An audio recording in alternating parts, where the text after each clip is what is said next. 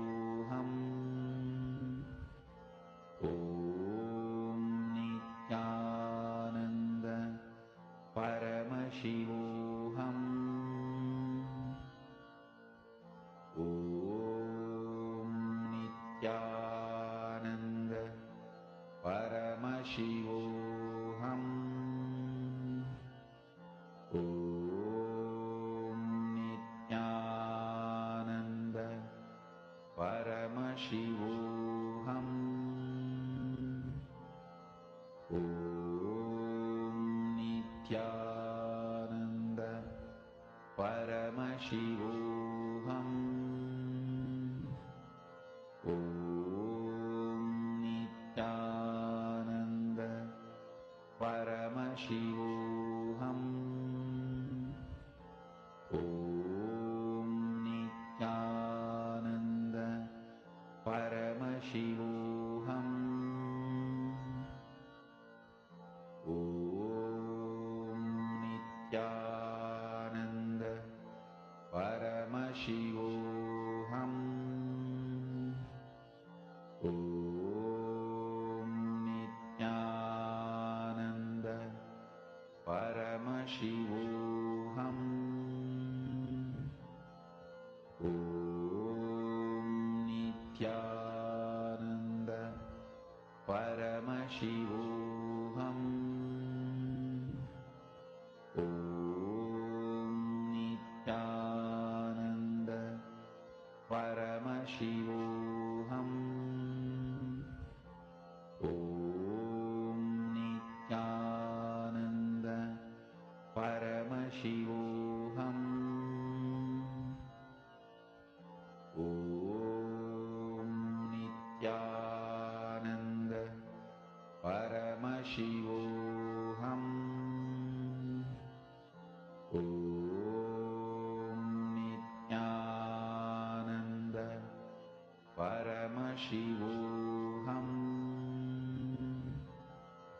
Om Nithyananda Paramashivoham. Om Nithyananda Paramashivoham.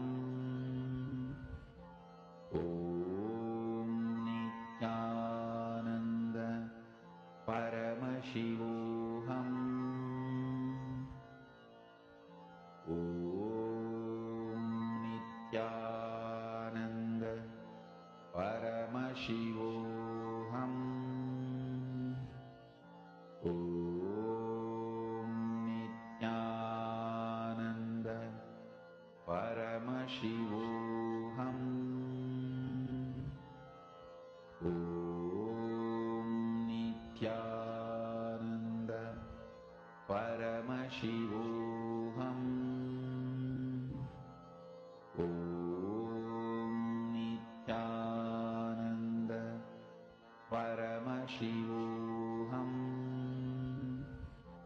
Om Nithyananda Paramashivoham.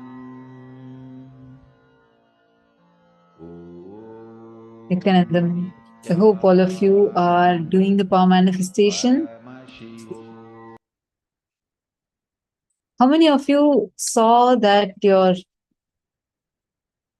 the fire element is responding to you? The flame is responding, like as a significance of you having the ability to move the wind. How many of you saw it is responding to you?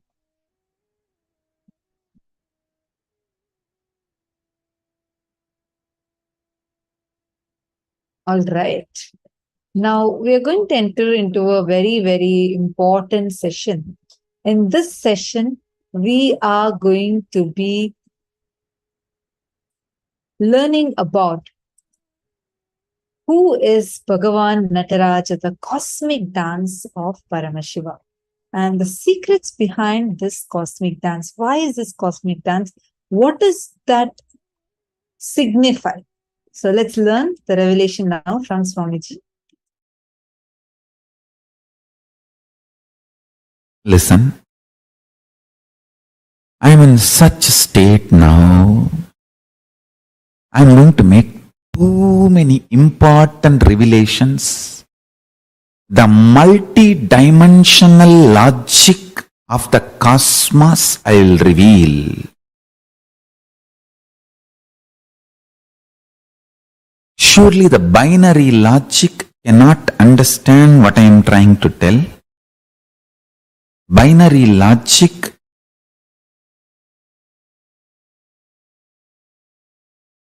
will not be able to because it is not matured enough, it has not grown up enough to catch the cosmic reality. Understand?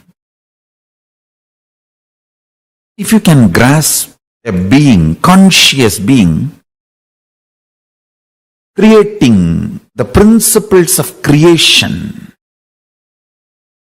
creating the principles of creation, not just creation, creating the principles of creation with one hand and sustaining the principles of creation, sustenance, rejuvenation, pulling out of delusion and liberation, and rejuvenating in one hand.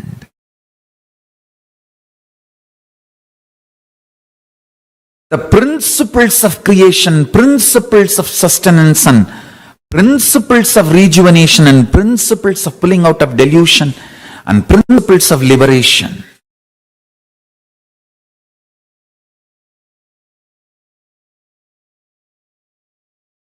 Through one hand, manifesting the principles of manifestation, manifesting the principles of sustenance, principles of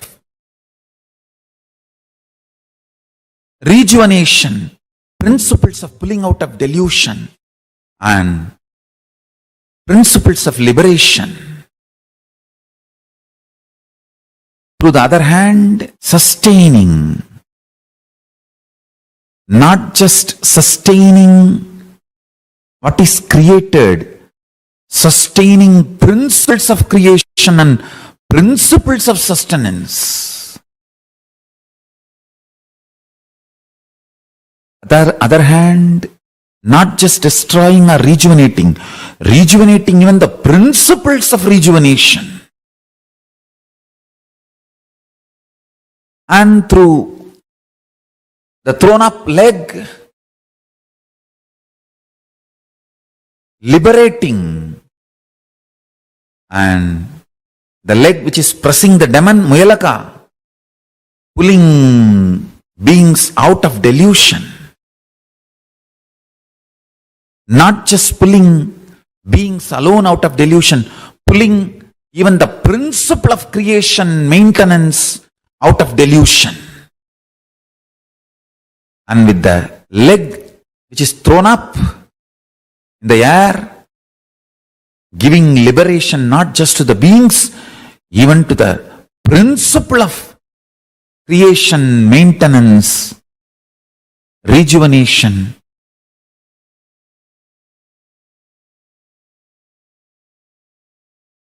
Pulling out of delusion and liberation. Doing all this not only without stress, in ecstatic dance. Just even if you grasp intellectually this, you will grasp Nataraja, the Ananda Dandava, cosmic dance of Nataraja. That is the meditation, ultimate meditation, connecting with Paramashiva, Nataraja.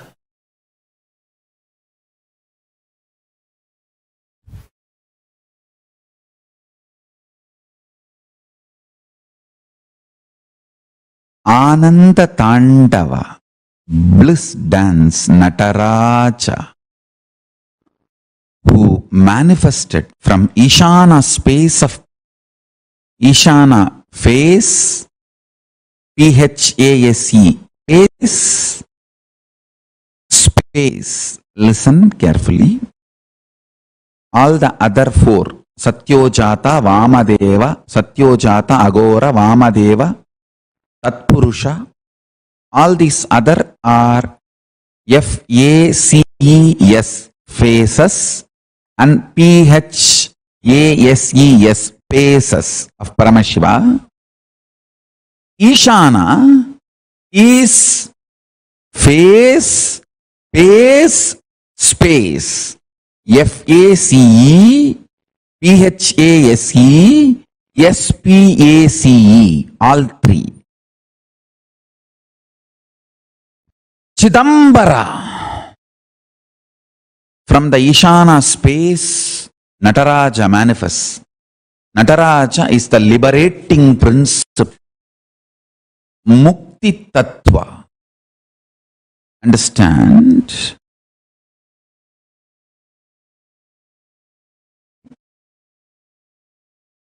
Cosmic dance. Mukti Tattva of Nataraja. Cosmic dance of Nataraja.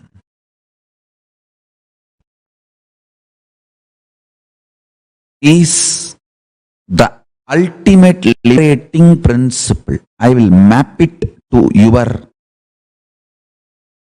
prajna now and support you and make you manifest this as a reality. Listen carefully. I'll bring it down to my prajna and manifest it in all your prajna and make it into vijnana. Listen. Paramashiva, when he was dancing, suddenly one anklet falls, but he is not stopping the dance. He doesn't feel stuck. He doesn't bother about the so-called perfection. Understand? He is an absolute perfectionist. But when he is dancing, perfectionism does not stop his action. Perfectionism does not put him in inaction. If you lived around me, you will know exactly the meaning of this word. I am an absolute perfectionist, but my perfectionism will never stop me starting my projects, starting my work. I will not even miss putting the jewelry on the throne, but when I started this whole Sri Kailasa project, I did not even have my own land. People who live around me, they know how perfectionist I am, but my perfectionism never stops me starting new projects or venturing into projects. He continues to dance and Adisesha rushes and ties himself and makes himself as an anklet, and Paramashiva continues to dance. This is the key. Perfectionism, which does not make you stop or feel stuck and capped, is the liberating principlic action. Understand? You cannot see more perfect than Paramashiva's Ananda Tandava. But when his anklet falls, he doesn't wait. He continues. In your life, either you give up perfectionism or you give up beginning, initiating, continuously moving. In these two, you give up any one. That is what is delusion. Listen, feeling stuck is the only sin in the life. Cosmos does not feel stuck just because of its nature of not feeling stuck. It manifests the space of perfectionism. Understand? Listen to what I am talking intensely. Intense action. Start 10 projects. If you are stuck, feeling stuck in one project, Go on be doing other 9. By the time you're pushing the other 9, this feeling stuck will dissolve. Understand there is no such thing as stuck in reality. It is always only feeling stuck.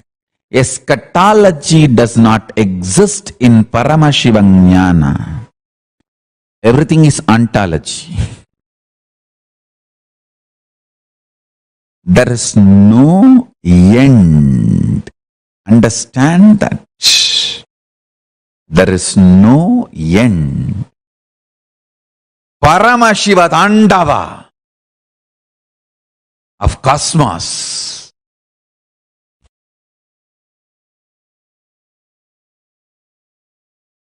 Its perfection is because it doesn't get stuck. Stop feeling stuck. Stop being stuck. You will manifest perfectionism. Understand.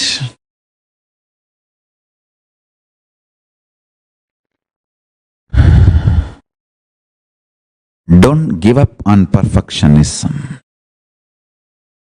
but don't stop actions.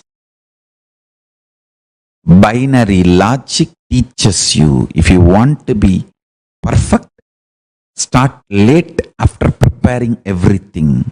Multidimensional logic teaches you, only by your action you will reach the perfection. You will manifest the perfection. Do not give up on perfection, but do not stop acting. Understand, enlightenment is ultimate, not final. It is constant happening.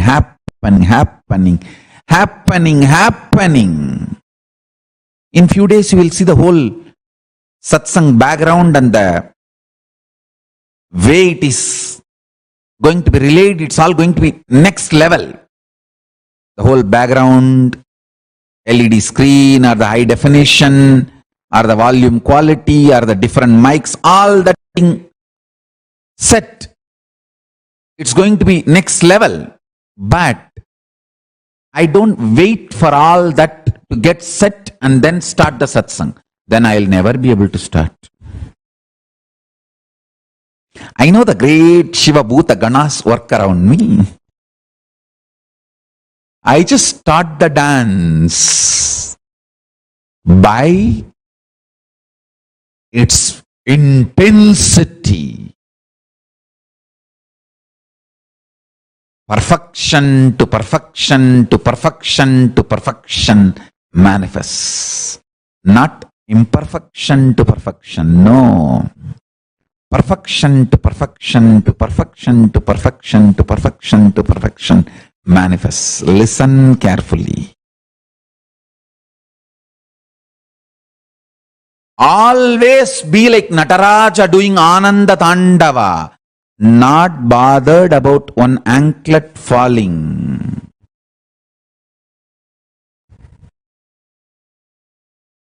Not bothered about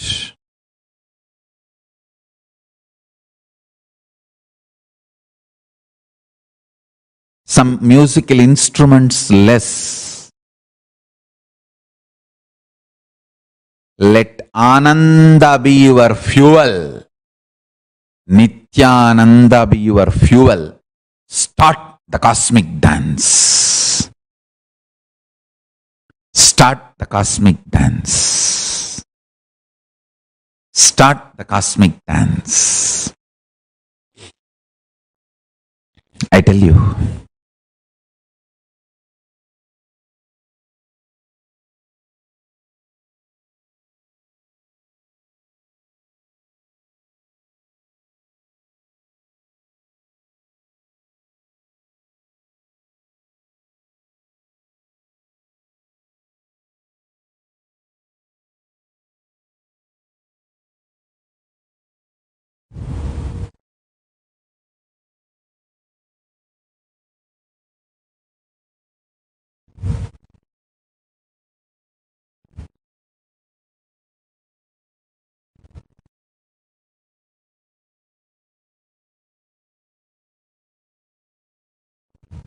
this principle which I am teaching today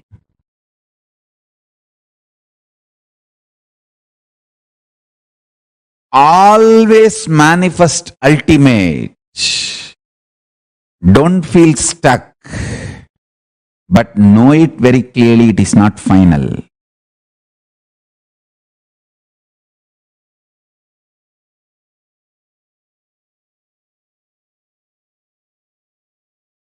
My publicly recorded biography starts maybe from 1990, because that's when the first evidences and records, earliest records of my gurus initiating me or giving me the mantras and those books, papers, notebooks, write-ups, all that we are recovering, retrieving.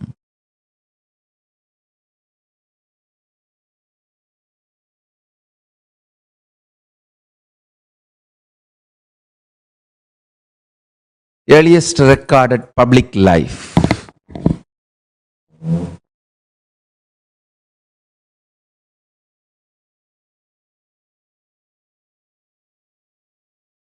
We are also getting all the more detailed evidences, documents, thanks to autobiography team. Understand, now everything looks so perfect, but I did not wait for perfection. Started. Start the Ananda Tandava, bliss dance of your life. When you start dancing, perfection happens. When this earth manifested, it was not like this, a perfect globe shape. But by rotating, it got beautifully aligned and became beautiful globe. Listen.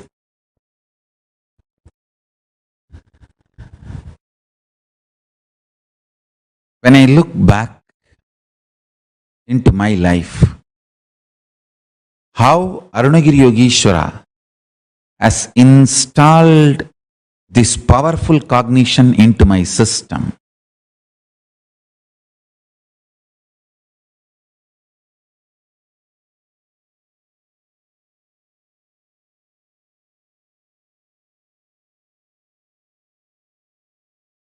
Do not stop the Ananda Tandava due to any idea of feeling stuck. Feeling stuck. If it does not stop your Ananda Tandava, it is only feeling stuck.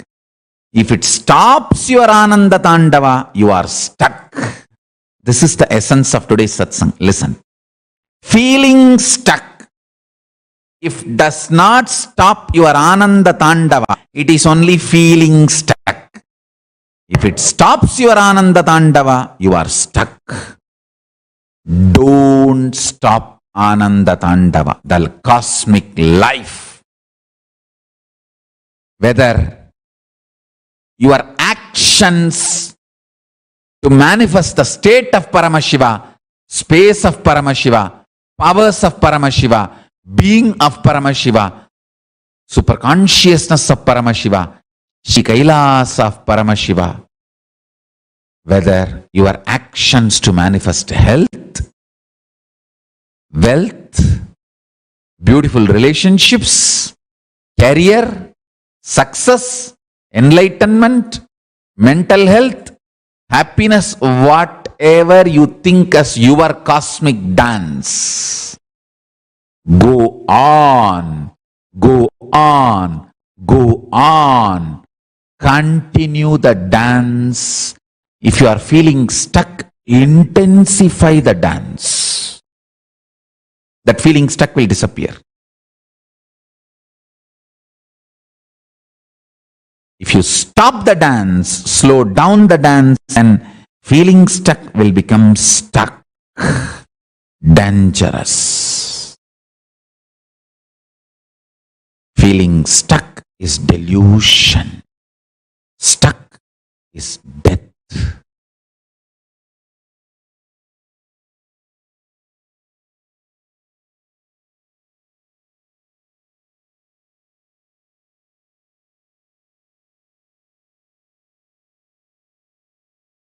Don't stop.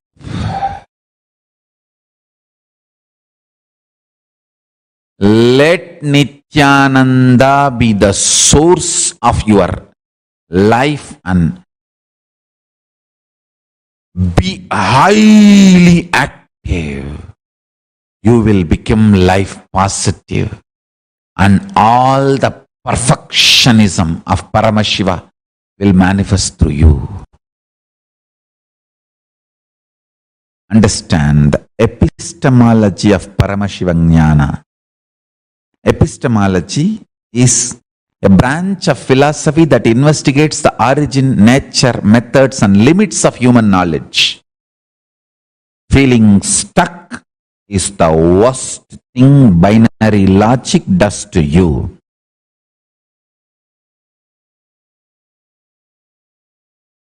Even if you feel your whole life is a chaos, don't stop the cosmic dance. Continue to dance. Manifest, manifest, manifest. Continuing to dance. Nitya is the brand of Nithyananda. Understand one thing. Do not be stuck in anything.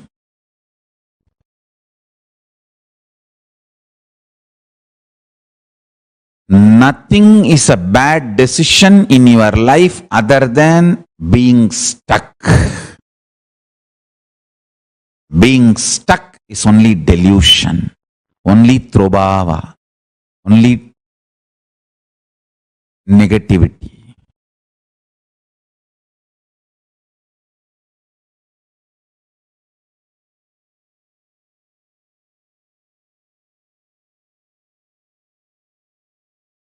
Epistemology of the human nature. Understand? The origin, nature, methods, and limits of human knowledge. I am teaching you the epistemology of Paramashiva Jnana. Essence of epistemology of Paramashiva Jnana. Be like Nataraja. Continue dancing.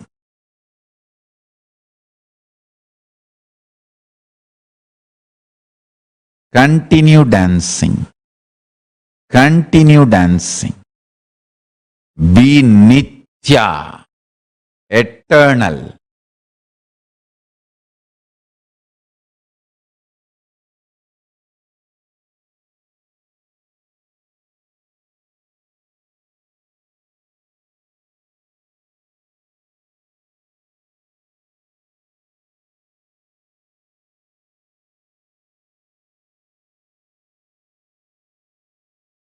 Nothing is wrong decision if your whole life is seen together other than feeling stuck or being stuck. Nothing is wrong decision. As long as you are flowing, flowing, flowing, flowing, flowing.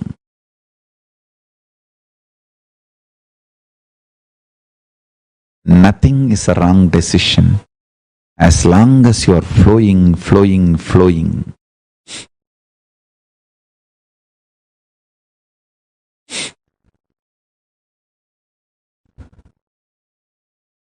That is the beauty of life.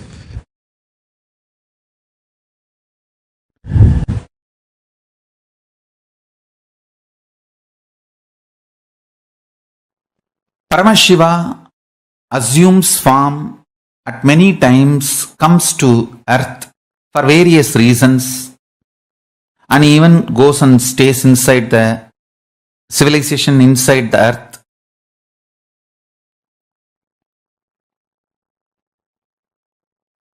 Six times planet Earth, all life completely got extincted on the planet Earth. Planet Earth became empty, no life. 6 times this has happened from the time Earth is formed.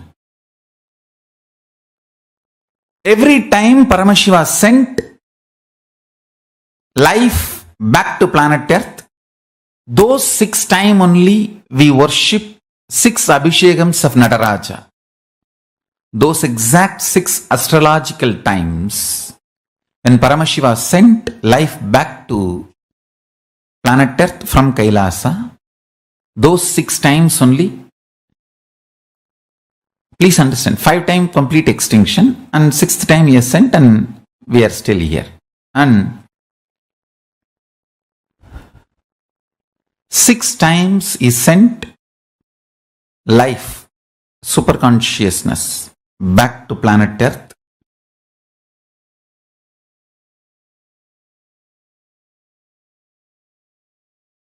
Whatever level it is, prayer is the most powerful, ultimate way of connecting with Paramashiva. Intense prayer, intense prayer, intense prayer, intense prayer. Connect with Paramashiva. Today, great day. Nataraja's first Abhishekam.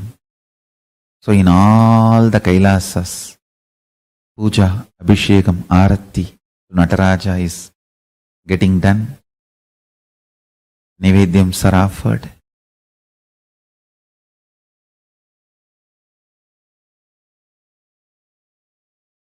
Let's connect with Nataraja, receive his blessings.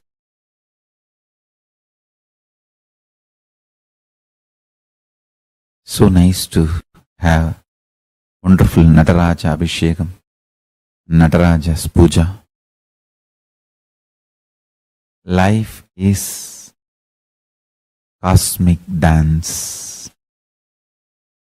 Life is cosmic dance.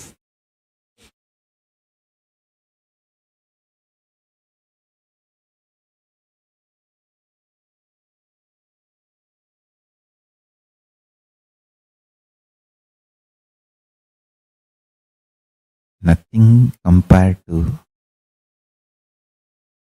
the beauty of cosmic dance, the highest, most powerful principle or most powerful manifestation of Paramashiva is Nataraja. Literally doing Panchakritya with bliss. Let's meditate on that form. Nataraja. Connect with Nataraja. Paramashiva himself in the form of Nataraja. Let's connect.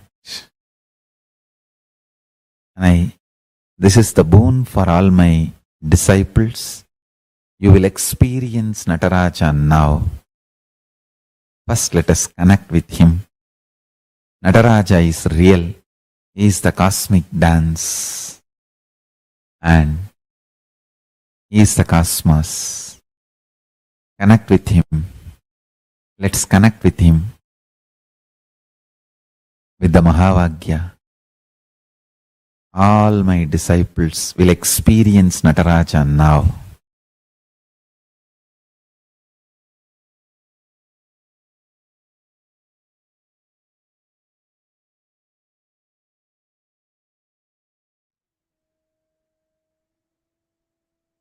So beautifully, Swamiji explained to us and gave us such an amazing boon, no matter what.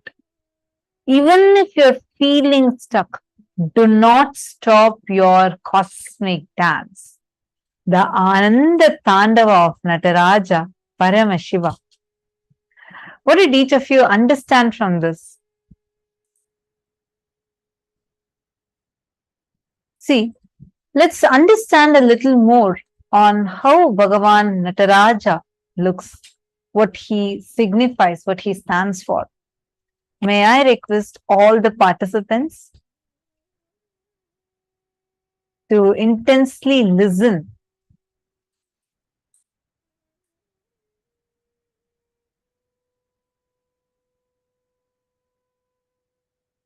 Okay, there are someone named, okay, I see that there is someone unmuted in the female room. We're checking on it. I sincerely apologize for it. I hope now all the other participants are muted.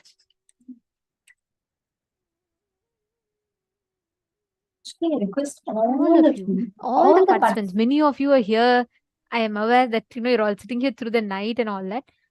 I have request to all of you here. I request all the participants to be continuously sharing what you're understanding and everything, because that will really help us learn further. These cognitions are not the way Swamiji told.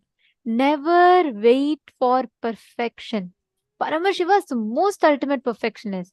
Yet he never waits for everything to become perfect. Imagine if we are given a project, let's say to start a nation, what will you do?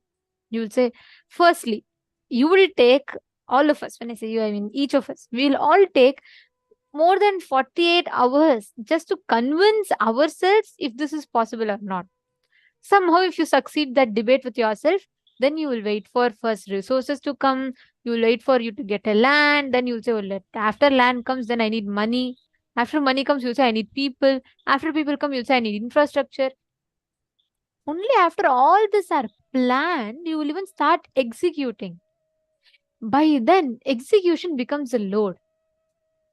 Just when Swamiji was living under a thatched hut, you all should know, in 2002, when Swamiji started the whole mission, after Swamiji realized his avataric mission, he realized, he's here for a purpose and everything. Swamiji was living in a hut. There was not even a permanent structure to hold Swamiji. Swamiji didn't even have anything. We'll show you the picture from the Erode time, where Swamiji had absolutely nothing with him. But at that time, when Swamiji didn't even have a permanent roof over his head, when devotees asked what Swamiji wants to do, Swamiji said, I want to create a nation. From that moment till now, never once Swamiji gave up. That time Swamiji did not say, hey, come on, I don't even have enough people around me. There was no money. Swamiji didn't even have a permanent house. When I say house, I mean an adinam. He didn't even have a proper roof. It was just 3 thatched hut and at the banks of the river Kaveri. And it was like so simple. There was no permanent structure.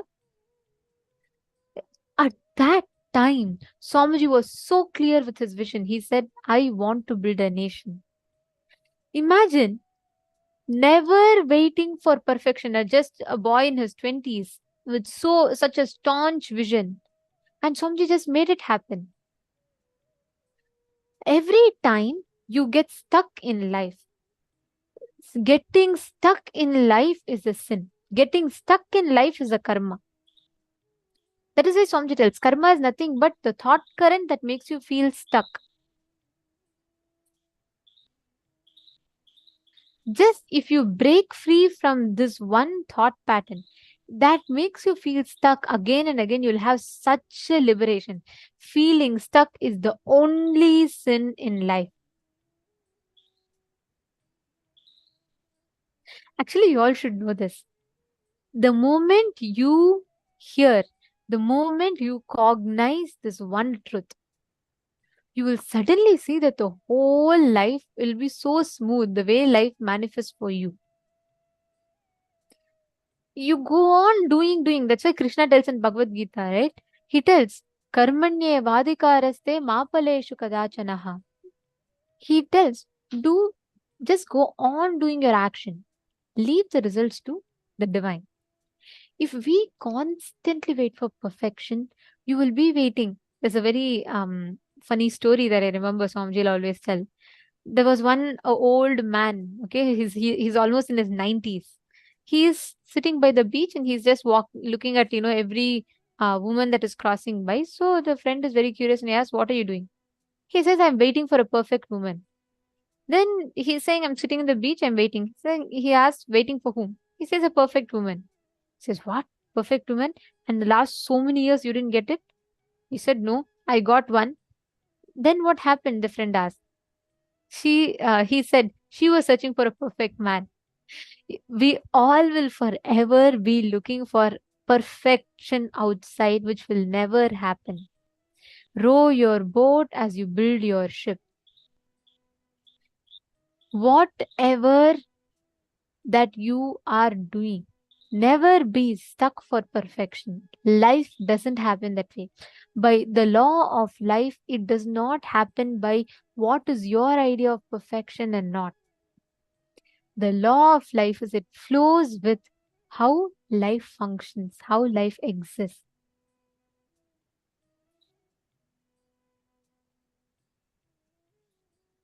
So if you just understand every moment, look where all in your life are you stuck? What are the cognitions that you are stuck? See, Nataraja, actually you all can see this form. This is the form of Nataraja. And this is the form in which Paramashiva performs the Ananda Tandava. Like Swamiji was describing the session, right? It is in this form that Paramashiva performs the Ananda Tandava. And continuously he is performing the cosmic dance. He keeps making himself available to the whole world. And he performs the cosmic dance. As you all can see here, this particular form consists of all the Panchakrityas. Srishti, creation. Sthiti, maintenance. Samhara, rejuvenation. Trobhava, pulling out of delusion, and Anugraha, liberation. All of you should see this form, okay? This whole form depicts how Swamiji was continuously never waited for all resources. You know why I'm telling this? This particular deity that you're all seeing, this form of Paramashiva as Nataraja, this deity you're all seeing, is personally hand carved by Swamiji. You all can see here.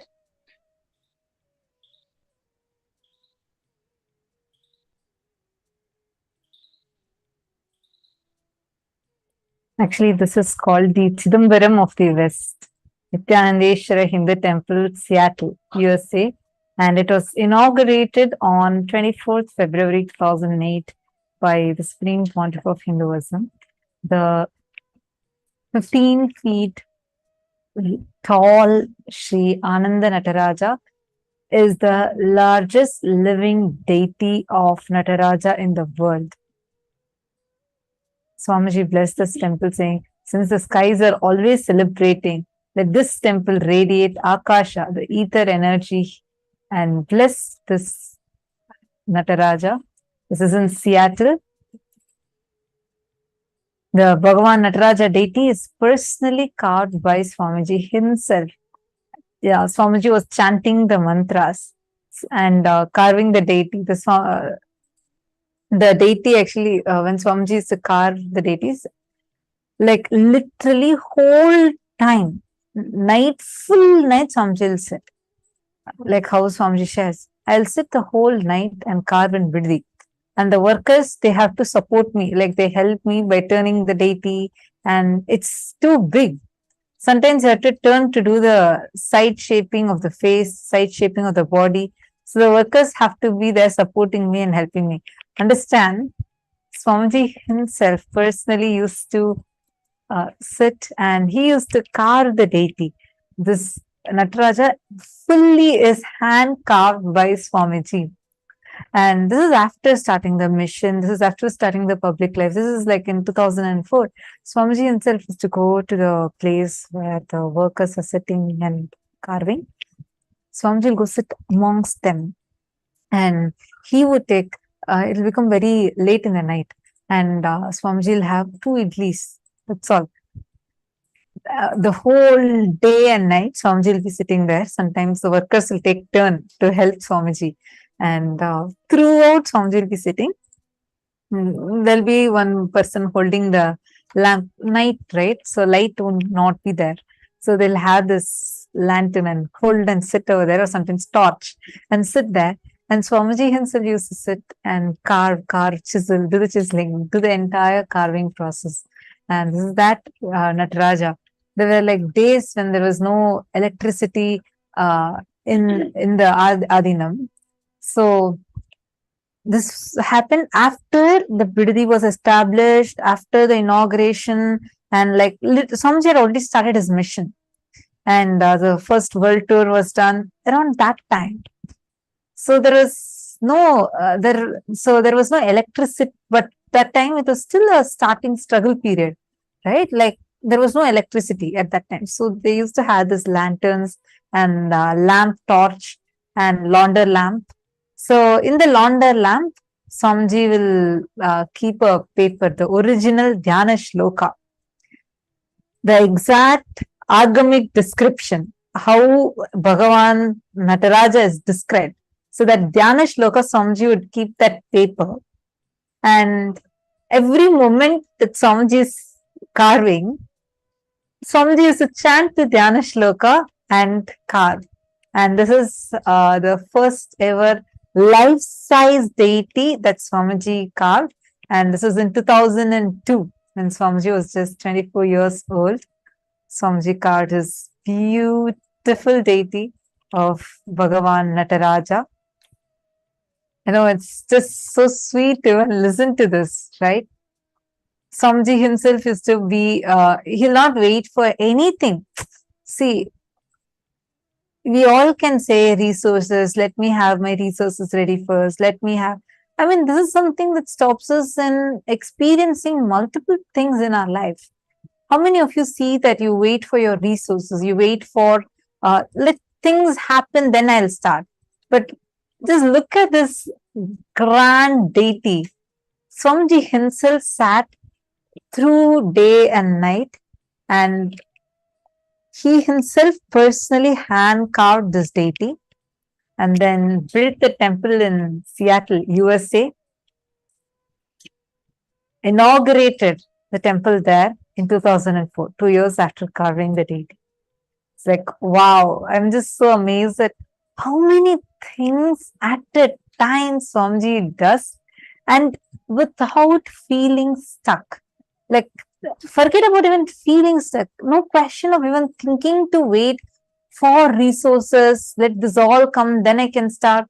You would never see that in Swamiji.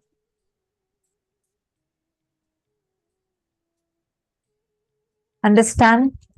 Like, actually, there's a beautiful quote here from Swamiji. All of you can see.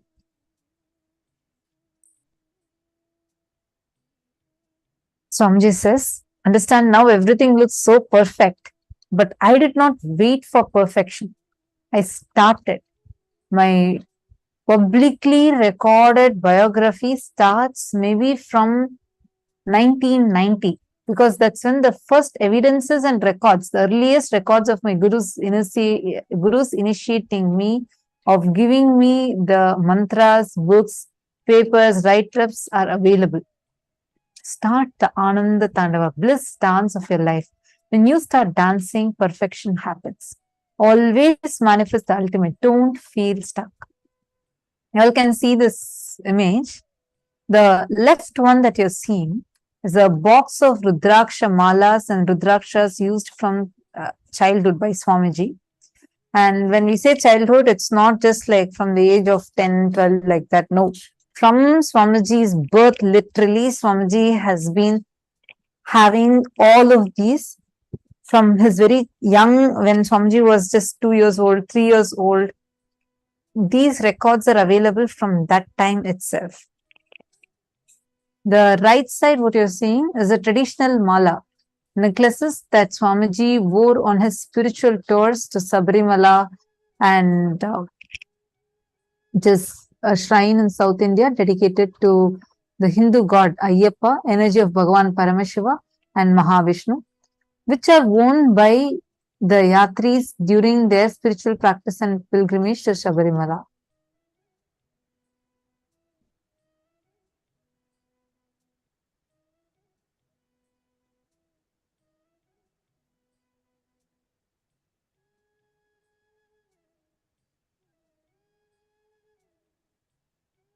And here we all can see how Swamiji, these are the different deities that Swamiji himself used to worship. Actually, you all should know every bit of Kailasa, what you see as Kailasa, was started by Swamiji at his young age. This deity collection you all see, right? The deity collection that you all see here, right? This is exactly what stands today as the largest collection of deities in the world. Imagine for one person to achieve one task in their life. Like, for example, let's say a person who's dedicated his whole life for building the largest library. Or a person could dedicate his whole life for building a temple, a grand scale temple. But Swamiji single-handedly built a whole. Look at Swamiji. If you just have to describe Swamiji, right? You will say he's a great, amazing, speaker. The way Swamiji speaks, like millions of people have walked out of their depression and things just by listening to satsangs. And the way Swamiji has achieved Guinness World Records in conducting the largest Shivastamba yoga and Kundalini Rajju yoga, which means reviving these two sections and reviving the whole yoga in a very unique manner. Next, Swamiji has established the world's largest Hindu library. Swamiji has established the world's largest Hindu university. Swamiji has the record of the most number of songs composed on a single person. Swamiji has the record for the most number of festivals celebrated in a year in a temple. Swamiji has the record for the most number of the books written by a single author. Imagine, just each of this one aspect can be one person's whole life's achievement. And here Swamiji's even not even half of the life is done. Like Swamiji's just 40s. And already Swamiji has established so much. How is it possible? And tell me, have any of you ever seen Swamiji with stress? Many of you here have known Swamiji for a long time, correct? And many of you here have had the blessing of meeting Swamiji physically also. I see a wide smile on many people's faces. Have any of you ever seen Swamiji getting stressed? Have any of you ever noticed Swamiji say, "Oh God, there's so much to do"? Taking it as a burden. Ma Premakaran is saying most number of enlightened beings he has contributed also, right? Yes. I think the most number of consciously awakened beings Swamiji is only gifted to planet Earth. And not just that, like in every aspect, every project that Swamiji has started, always Swamiji has some or the other record. Like he keeps breaking records. If you see, whether a single, just this Kailasa, whether it's an Annadan, whether it is in Jnanadan, means whether it is giving the knowledge, Swamiji is the only person who has written commentary on all the major scriptures of Hinduism. 108 Upanishads, Bhagavad Gita, Shiva Sutras, Patanjali Yoga Sutras, Jain Sutras, and Ashtavakra Gita, Guru Gita, like this, all the major scriptures of Hinduism, including the Shat Darshanas, Advaita, everything. It is only Swamiji who has given commentary on all of these. There are great incarnations, enlightened masters, who have given commentary on few. They might have given commentary on Brahma Sutras, but not Patanjali Yoga Sutras and Upanishads. Or some might have spoken about Upanishads, but not on Bhagavad Gita and not on Shiva Sutras. Like this, there are various enlightened masters who have done commentary, whose commentaries are they are great. They have given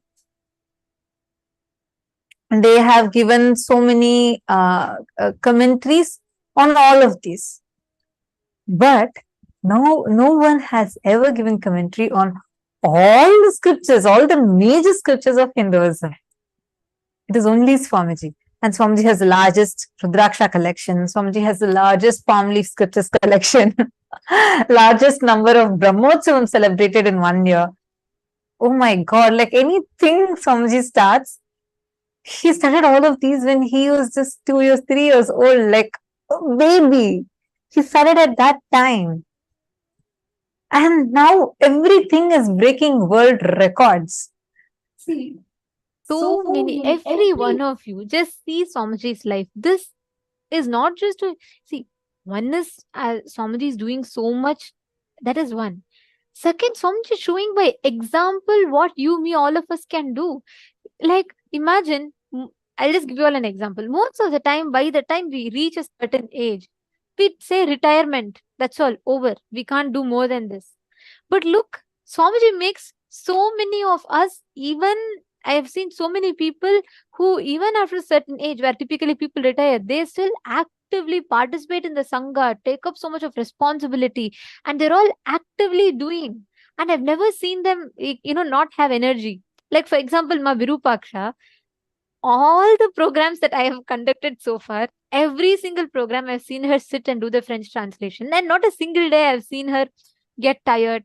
And even before, from the time I met Swamiji the first ever time in 2013 till now, I have seen Ma Virupaksha sitting and doing the translation of every single satsang.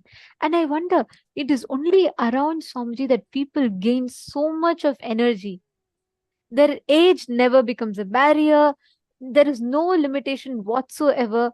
And people just go on expressing their peak potential. Swamiji tells, when you realize, when you are a being who's living life to your fullest, everyone around you will also be living life to their fullest.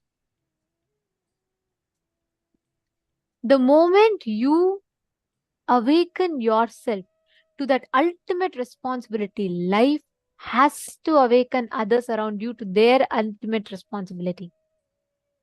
This is the biggest thing we all need to learn from Swamiji. The way Swamiji carries out the whole thing. I saw one comment, one of the participants saying that they had met Swamiji when Swamiji traveled to France. Sorry, I saw the message, but I missed the name. So I'm not able to pick up. One of the participants had shared. I wanted to tell Ma, actually, Swamiji, when Swamiji achieved like the whole, Swamiji manifested that avataric mission realization, right? Swamiji had one vision, okay? Swamiji got in his vision a banyan tree. But Swamiji, at that point, Swamiji got two words. Swamiji, one got that the Biddi banyan tree in his this thing, and Swamiji got the word Los Angeles for Western headquarters. Swamiji didn't even know what Los Angeles was. Swamiji asked the people around him, what is Los Angeles? It was there. Swamiji didn't know English. Swamiji knew nothing. I remember one very funny incident when Swamiji had first time when Swamiji went to US. Okay, Swamiji said Swamiji went to the airport and Swamiji was landed in the US. The person who was checking all the visas and everything, the immigration officers, they looked at Swamiji. Swamiji is just like a young man in his 20s. Like he could just be like any other college going kid in the US, right? Swamiji was just in his 20s, and Swamiji was wearing saffron robes, and Swamiji was like having this curly hairs, big kumkum with turban, everything, and he looked so not normally dressed, like as normal people would dress. There was no jeans, there was no cool t-shirt, nothing. So these immigration officers, when they looked at Swamiji, they were like, he's just coming for the first time. Their stereotype of what Indians are. So they had their own judgments about it. And especially when they saw Swamiji in like saffron robe. So they looked at Swamiji, a young boy all by himself who's coming to the US. And Swamiji, at that time, Swamiji was not even so proficient in English or anything. So they looked at Swamiji and they thought like, okay, let's read this thing. And they said, are you very confident that you can come into this thing with this kind of clothes? You're coming to this country with, this type of clothes and everything. So they were just trying to ask Swamiji very subtly like that. You know what was Swamiji's reply? Swamiji just looked at the immigration officer. Swamiji is coming for the first ever time to US. Swamiji looked at them and he said, give me 1 week. I will make this as a fashion trend in America. Today, look at it. Half of the US. How many people wear our saris, Trinetra Tilak so proudly? Every time I see people of, who have come from a completely different background, and when I see so many people wear this saris, Trinetra Tilak, Kandi, Rudraksha. We went to United Nations wearing our sari, Kandi, Kotumala, Rudraksha, Trinetra Tilak. That is Swamiji. Yeah, actually, I just wanted to add to what you're saying. Especially when Swamiji went to the US the first time, right? It was not just going to US for the first time. We need to understand the background a little more. First of all, Swamiji was from a village boy.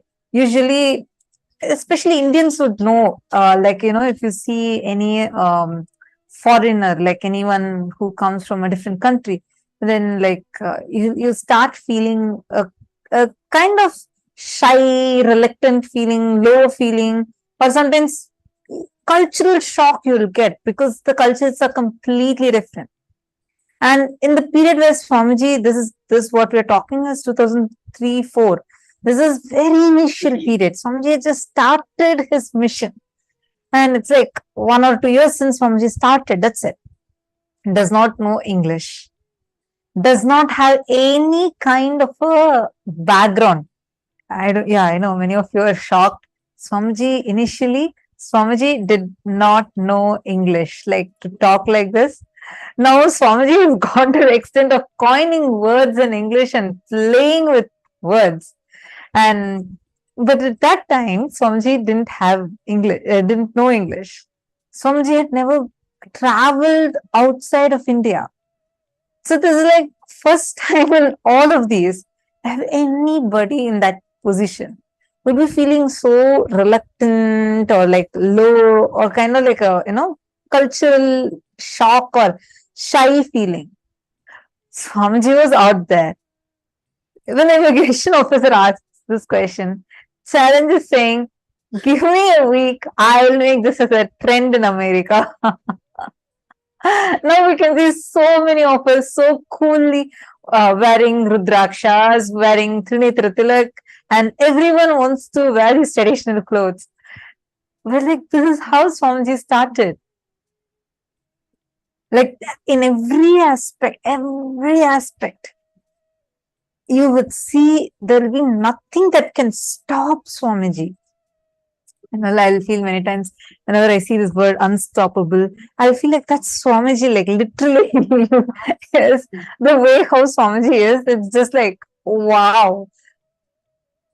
All right. So now this is what all of us need to start living in our lives. Live this Ananda Tandava of Nataraja, Paramashiva in your life. Do not feel stuck in life. Do not deny your possibility by you feeling stuck in life. That's the key. What matters, right, is that you not feeling stuck. Look back in your life. See, where all were you stuck? Levaya, you asked about what Swamiji said about karma. Karma is nothing but you getting stuck. That is the karma in life. Stop being stuck. See, sometimes what we do, we say, all right, I can't do it perfectly, I'll just do what I know, that's all done. That is also wrong. You see, being in status quo, waiting for suddenly somewhere everything to become perfect someday and you waiting for it is also wrong. Both are not the right ways. Doing simultaneously as you do become perfect is the way that Swamiji has told. Can I request each of you to look back into your life and pen down Where all do you wait for perfection? You stop the whole thing for perfection. Pen down 11 major areas where you are feeling stuck. Take a few minutes. I request each of you to do it.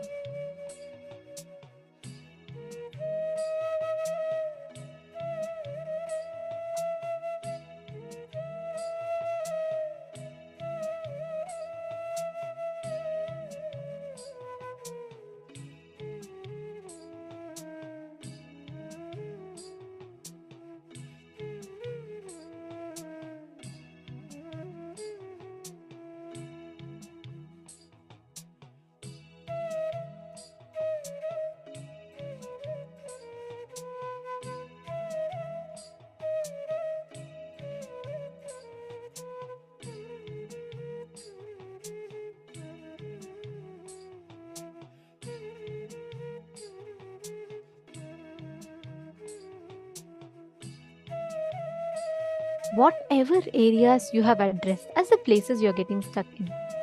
Look back into those and see where exactly you are stuck in that, and how you can break free and come out of those places, the situations, or the aspects, areas in which you are stuck.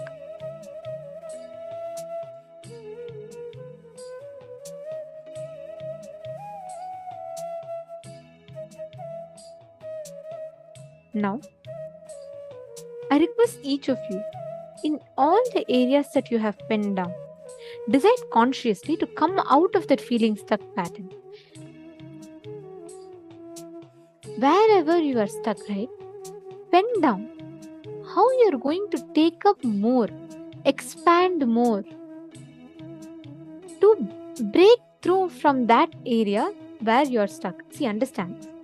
If you're stuck in one place, let's say you have really been looking to manifest a job, okay? And you're looking for how you can achieve it, so you're feeling really stuck there, it's not manifesting. See how you can take up more project. Understand that this logic actually works. I remember one Adinavasi, she told Swamiji that she's feeling she was new, like very newly she had come, and then she said, Swamiji, I feel like, I feel I can't handle so much of pressure.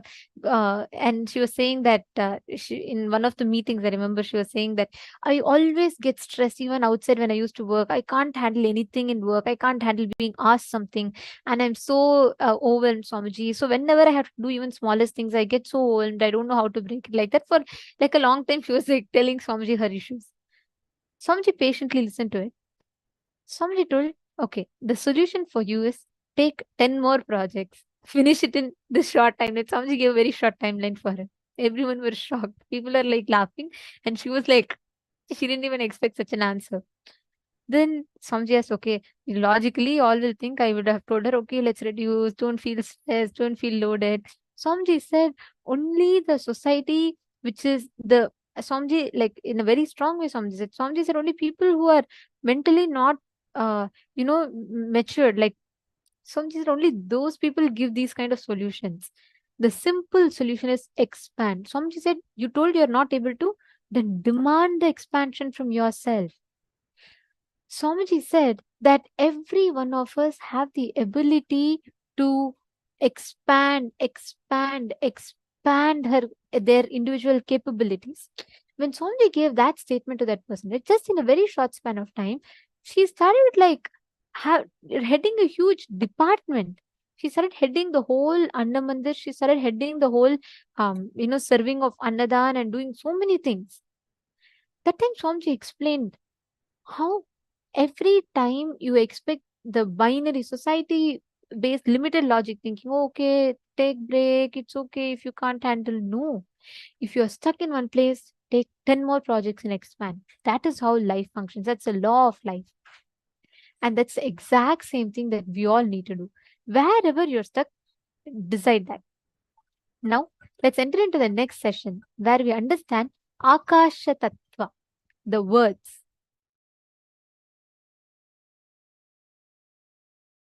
Space, kasha. Let me use exactly the word Mahadeva uses. Akasha is modern Sanskrit word. In original Agama, the word kasha only is there. There is a possibility in that palm leaf. Sometimes this corner of the palm leaf gets broken. So,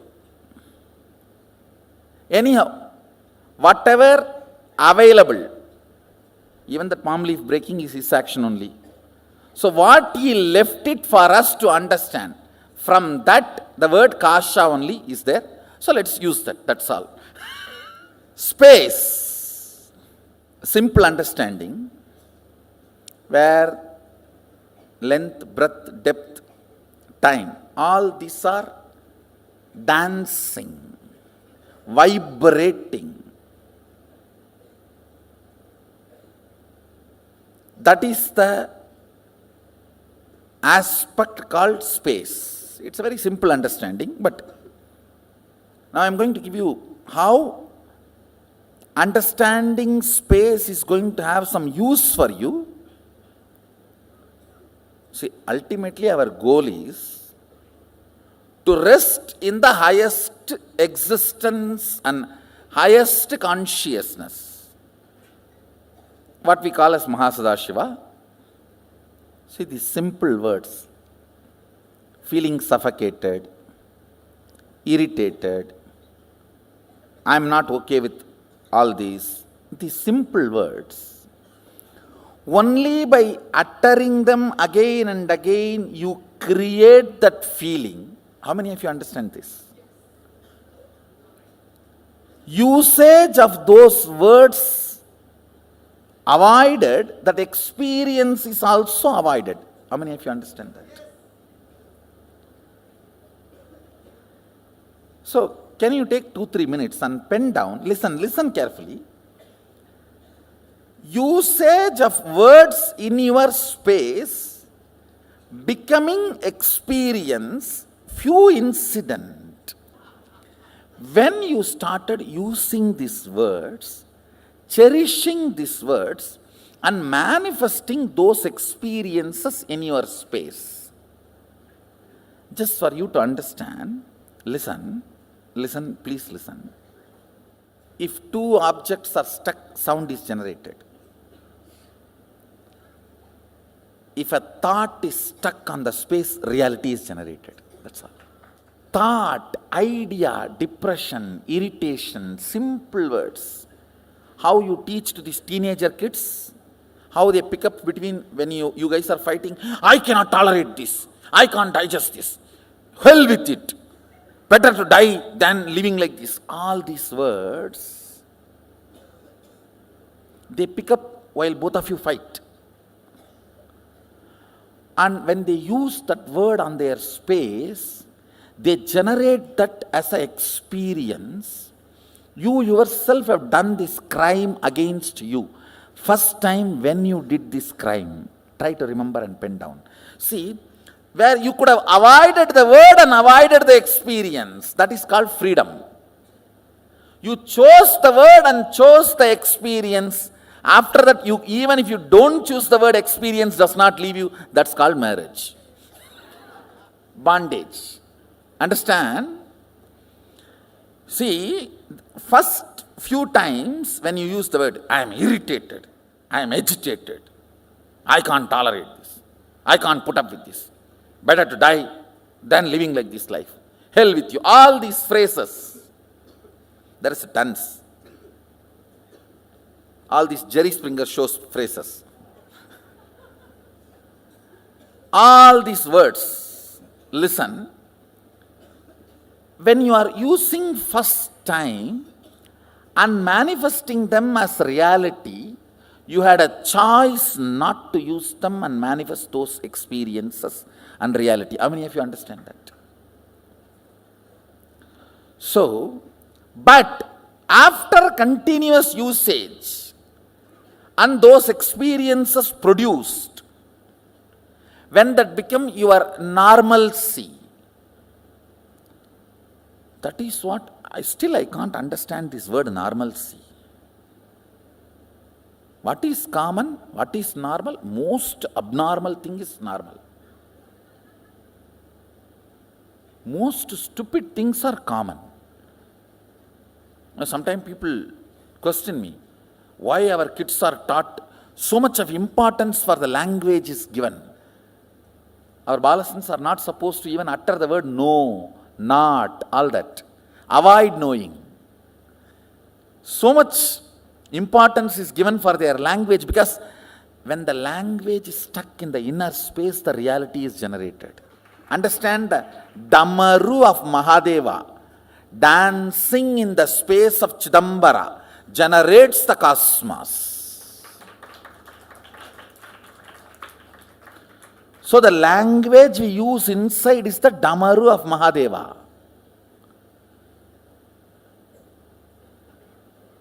Whatever is generated here becomes reality.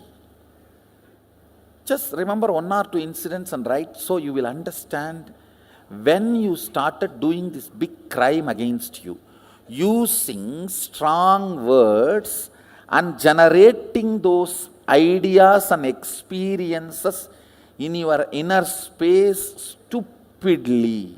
And same way, even when you use the good words, generated good words or generated bad words, when they hit the space, they become real. Whatever makes the word into real is space. Akasa, Kasa. You are an adult. You can choose your words. Try to write both experiences so you understand how initially the word you generate in your space manifests reality. These three words. Taharakasha, Chidakasha, or Katakasha, or Mahakasha. This has two words, Chidakasha and Katakasha, both. Why I am using both words, If you don't manifest what you want as a reality in your space, it is called Katakasha. If you manifest your life as you want, it is called Chitakasha. The state, space where you live. The state. Space where you operate. As of now, all of you are operating in this Nithyananda Sabha. Am I right? So this is called Katakasha. If you don't manifest what you want as reality. But if you manifest what you want as reality in your breathing space, it's called Chidakasha. Conscious space. Katakasha means mud space. Katam is a mud pot. The space inside the mud pot has no use. The mud pot has any use of the space inside? No, you are saying Katam. No, Katam is used for us, not for mud pot. For mud pot, it is a beating. No, he is trying to show, no, there is a use, Gatam. Gatam music is used for whom? For us who generates, not for the Gatam. In your space, listen, your state is Taharakasha, where you exist, Taharavidya. Taharavidya means the knowledge of enlightenment, science. Now, whatever I am talking to you, all this can be classified as Taharavidya. Precisely, if I have to translate that word, grounded in existence. Tahara. Grounding you in your soul, Atman, enlightenment, is called Taharavidya. Where you are grounded is called Taharakasha, the space of your life, alive. Your state. The words you generate there and hit you decides the state you are in. Feeling experienced, expanded, joyful, or suffocation, all is within this. How many of you are understanding?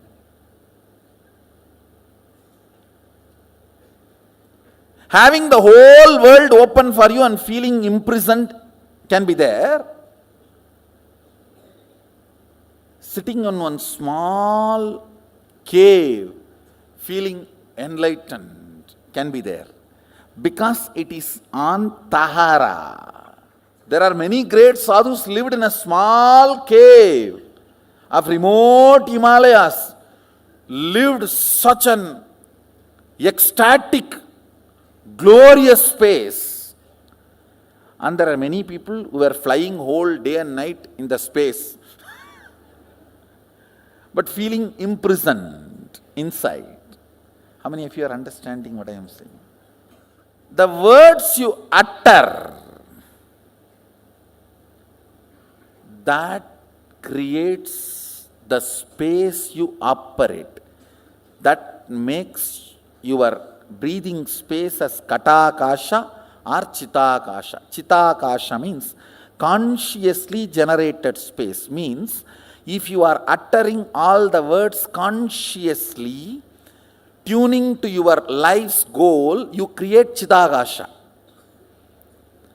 If you are uttering why without knowing why you are uttering, or because of compulsions, and manifest default reality by fault,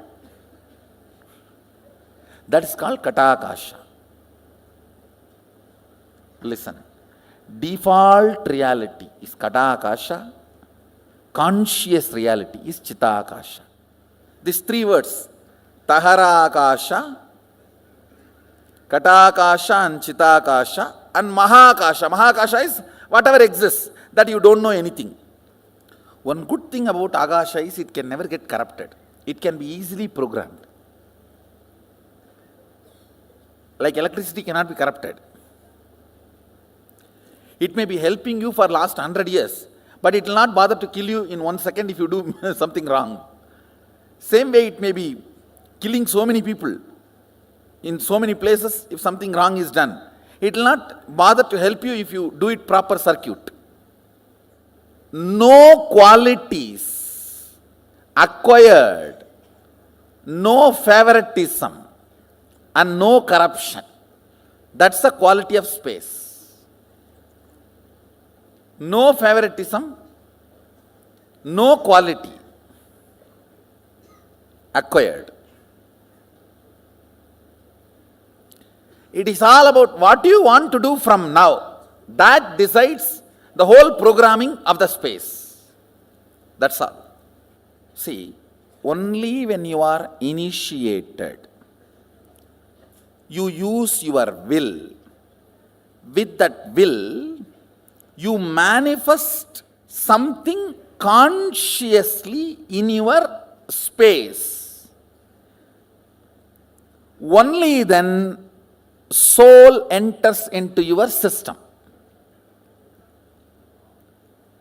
Till then, soul means the jiva is not operative in your system. Your body is alive and functioning because of the Vatavarana, not because of the individual soul. He calls it Pratyagatma Chaitanya Jagratam. I will be using this word many times in the satsang also. Individual conscious will awakening and declaring its existence. If you know, yes, I exist and I have this as a problem, this as an inspiration. Even if you have a problem, it's okay. But your individual will should perceive the problem, only then it will start cracking the code. Understand? The Katakashic existence is called accidental existence. You need to use your will persistence ferociously. You need to break the laws of Katakasha, that is called tapas. Breaking the chains of your Vatavarana by will persistence is called tapas.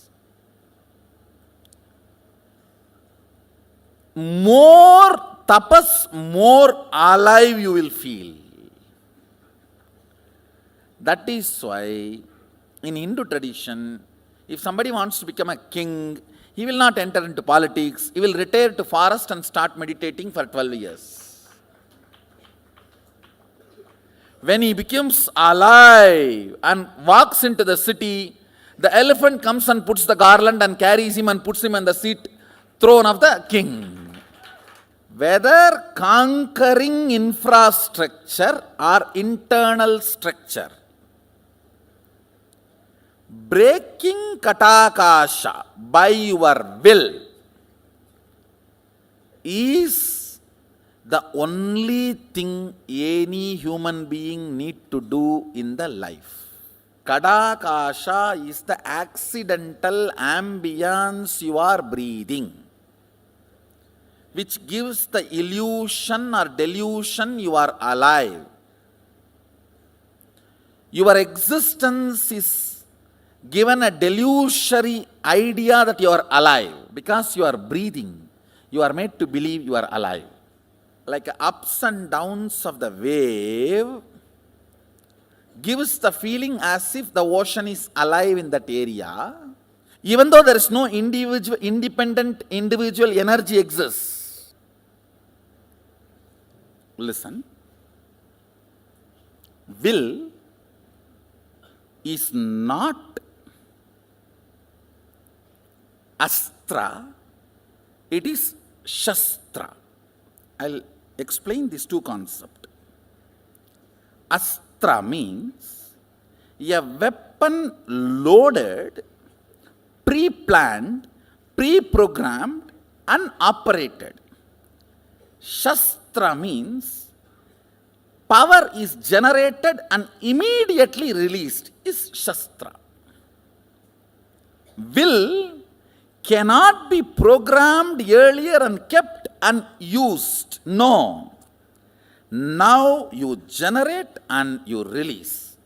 The good news is, does not need training. Will. To manifest will persistence and will.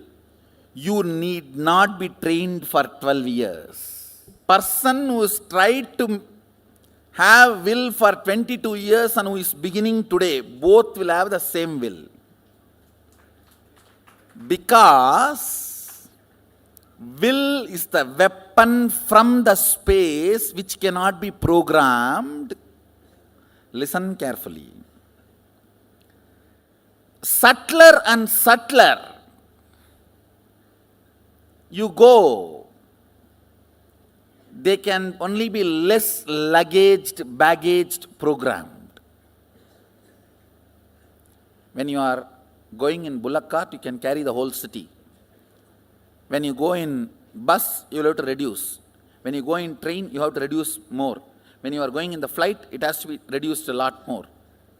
If it is jet, you can only carry pills. The subtler and subtler you go, baggage, the past patterns, compilations, judgments, concepts are not allowed. Understand, Mahadeva very clearly says, state, space, manifestation, all the three does not need pre-training. Because it is fundamentally based on the space, will power, will persistence is enough. Means you deciding now, from now what I want to do only matters. Till now what I have done does not matter. Understand, past, the good news I have for you. Past is irrelevant when you are working with the space, Akasha. Present is too relevant when you are working with Akasha. Clear?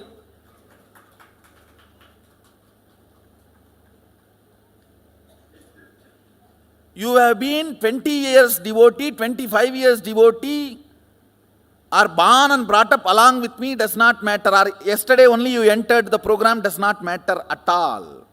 From this moment, what do you want to do matters. Taharakasha means your soul is infused into you in the form of Shaktipada as a will. Will means experience, I exist larger than what I was feeling as me till before the initiation. How many of you are catching what I am saying? How many of you feel, listen carefully, after the initiation and power manifestation, even the way you feel you is much larger.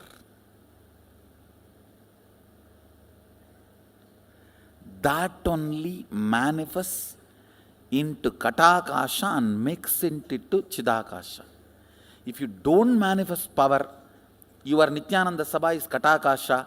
If you manifest power, your Nithyananda Sabha is Chidakasha. Signs of initiation. Diksha. This word Diksha need to be understood. The word initiation is too superficial for Diksha. If I have to translate exactly the word Diksha into English, breathing life, infusing life, the frequency of your will existence, raised to the level of frequency of will persistence, to become the realization of will, reality, realization. Understand? Tahara Akasha,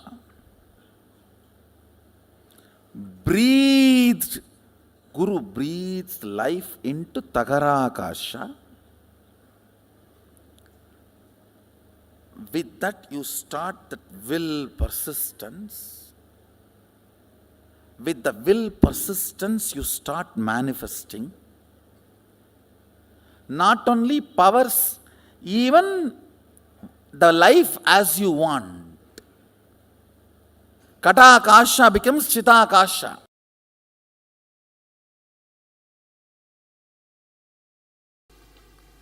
Listen. Gap between one thought and the other thought is space. Here. Gap between one Big Bang, another black hole is space here.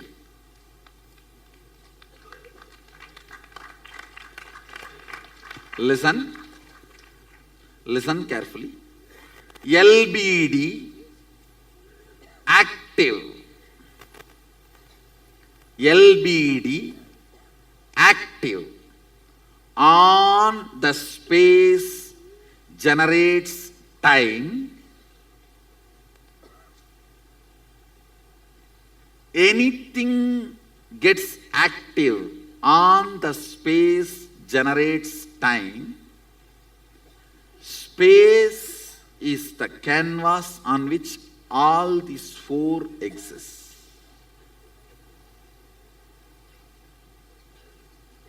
Listen. Whenever a mass rotates, it creates gravity. Whenever LBD gets active, it generates time. Where all four exist is space. Because you have space inside, you are able to perceive everything. Because there is a space in the cosmos, all the generation, maintenance, destruction, delusion, liberation happens. The space here, Chidakasa, perceives everything. Space here, Parakasha, allows everything to happen.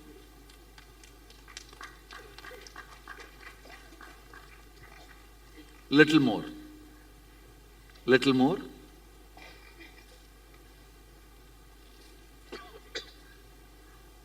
Eyes receive information, digitize it, I should call biodigitizing. Sense it, it hits at one space and the response comes back.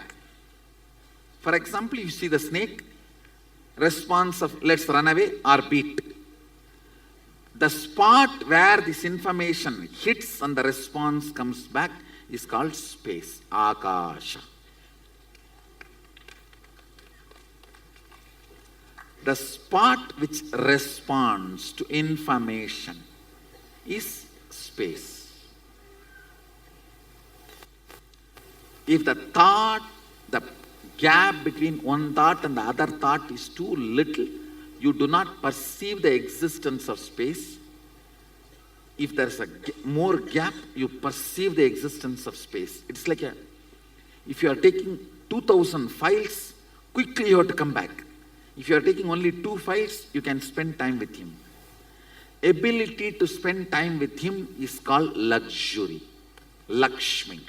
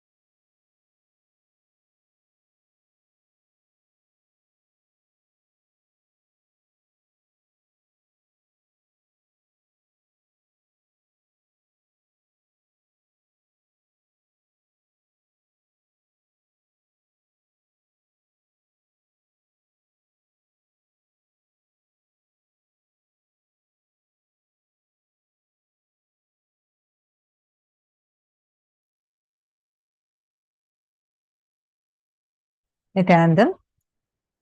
Hope all of us understood about the science of Akasha Tattva, space. How does space actually work? I hope all of us understood that.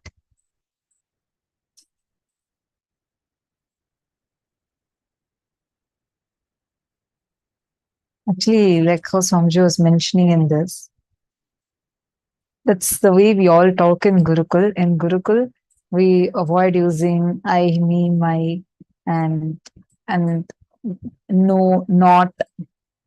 That's for now for the programs. That's the way we are talking. Otherwise, our normal language that we talk would be avoid knowing, avoid wanting, zero. Like we avoid saying no, not. Because even in that level, negativity should avoid entering us.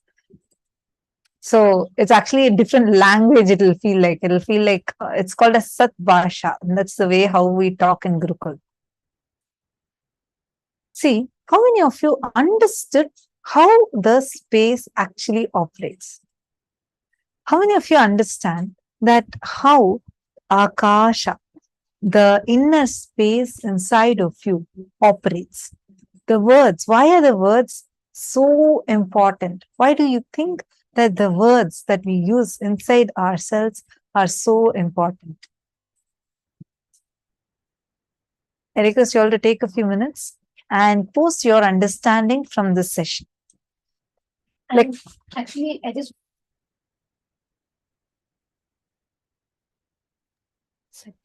wanted to add one thing to it. Like Swamiji said, the way we constantly keep repeating, we make a certain experience a certain way to us. The more and more and more you keep repeating the same word, you create that experience to reflect that same in you. What you tell, utter again and again. How many of you are understanding this? Could you all put yes in the chat? And all those who are listening, can I request everyone to please put yes in the chat? If you are listening, you can put yes, I am listening in the chat.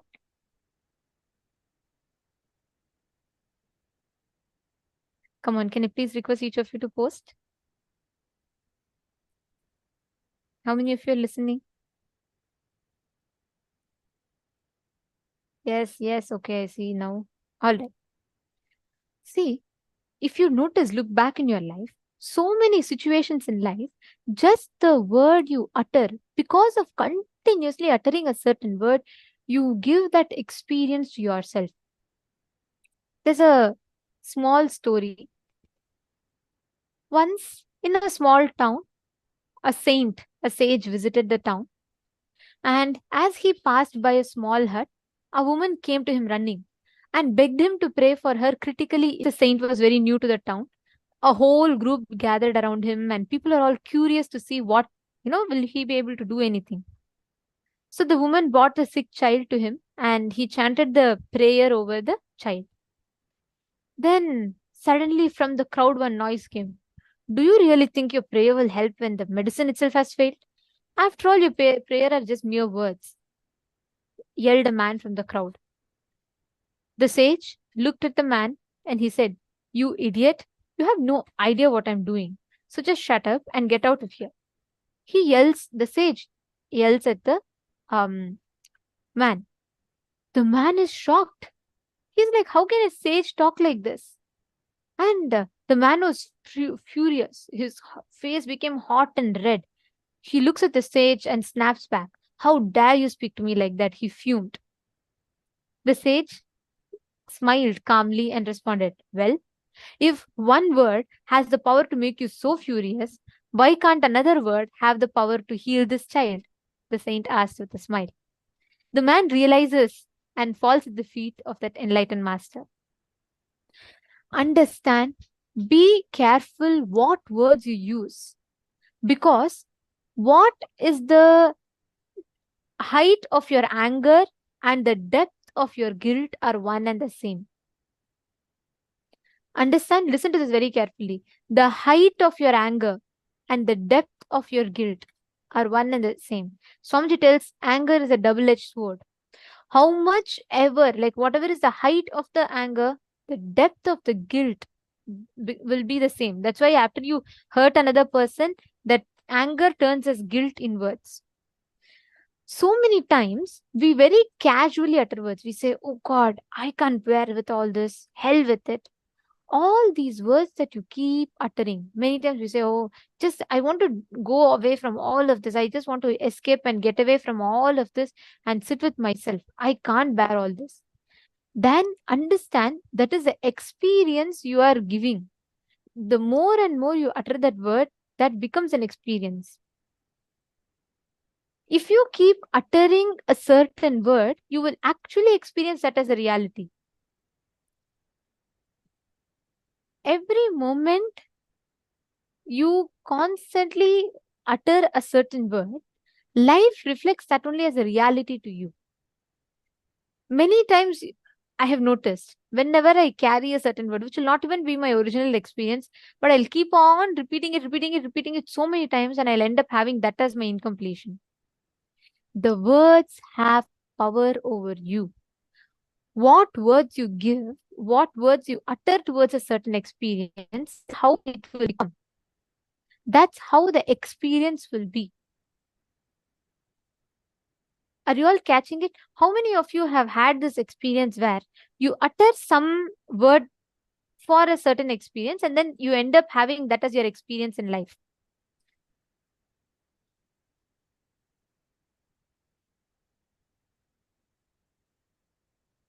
Understand that means in all those situations, if you just visit back, you will notice this is the exact thought current. At some point, some situation, we utter words constantly, unconsciously, we go on uttering, we go on cursing, we go on uttering. And that is what becomes the experience in life.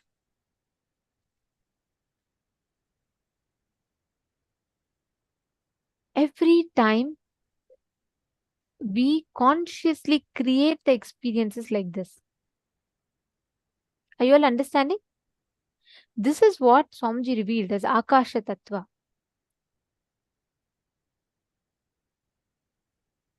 Our words, the moment we utter a word, two objects strike, sound is generated, right? Take your hands, clap. What's happening? Two objects strike each other, sound is generated. When thought hits the space, reality is generated. Understand, every thought you carry matters. Every thought you carry matters. You can impact, influence, change this space and change your reality by changing the space. You have that power. Okay, see a question. How does the cognition that words create our experience to the cognition that we create what we believe? Actually, Akash Jeronemasaya, the words you cherish inside you directly influence and impact what you deeply cognize inside yourself. If, for example, you are trying to avoid a particular situation, let us say deep inside you, you're believing strongly that something is not going to happen.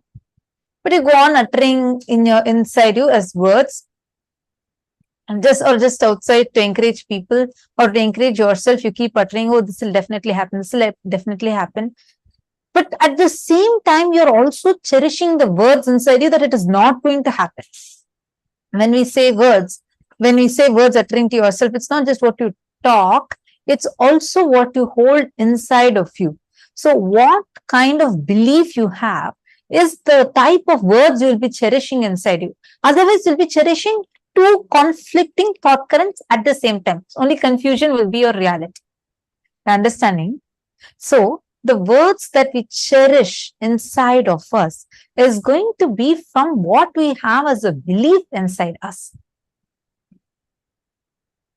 Okay, now all of you, before we continue further, I request you all, take a few minutes and I request every one of you to choose at least 5 of your friends. Tell them, share with them this understanding you have received. Any 5 people. What understanding and click you received from this session about how your words, the words we cherish, is the reality you're going to generate. Like it directly influences the reality you're going to generate. Can you take any 5 people and send them this understanding you got just by sharing with them that I'm attending this program. I just want to share with you a click that I got. 5 people. Because once you send them a simple WhatsApp message, they would start asking you. Sometimes they may react to you. Sometimes they may ignore your message. Sometimes they may ask you some questions. But through any ways they do, you are going to be having, through the power of your space, see, you will very clear, because this is going to be a conscious action. You will also see how whether their reactions are going to trigger another reaction inside of you. Then when you're sending a message to them, the words you are going to carry inside you matters, because the words you generate inside you is exactly what is be the response from outside too. So can we try this? Can I request all of you? Just 5 people. Can you all choose? Any 5 people. You can invite them. Please invite them for the program. Let them also come and join. This is a free program. Swamiji has made this program available for free.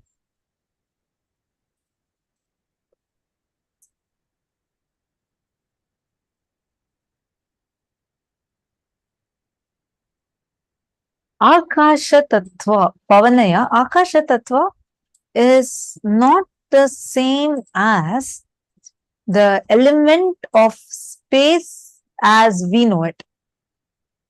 The Akasha that is also part of this. Vyoma is different. Akasha is different. Vyoma is part of the 5 elements. Prithvi, Apa, like that we have read. Earth, water, Prithvi, Apa, Agni, Vayu, and Akasha. All of these 5, in that what comes as space is different than what we call as space over here. It is not just a physical element alone, though that physical element is also a part of Akasha, but Akasha itself is not just Vyoma. Vyoma is part of Akasha. In Pancha Bhootas, what comes as the 5th element is only Vyoma. It's not Akasha. We use the words interchangeably, but that is only an element. It's not consisting of the whole Akasha. It's one element of Akasha. Why I'm saying this is, you had mentioned saying, it's like Akasha Tattva is the element that makes this possible. Akasha Tattva, what we are learning, is the principle of space. How exactly, like unit of space. Swamiji is just expanding to us about unit of space, how space functions. So when you understand the unit, you will understand how the whole Akasha functions. Knowing that, you will be able to manifest powers like ability to influence the situations, ability to play with the space dimension. All that will become a part of your, like a power that you will be having and radiating. Actually, just I wanted to add another answer to Akash Chiranamasaya's answer. Actually, see, Swamiji tells what we are, how you cognize yourself.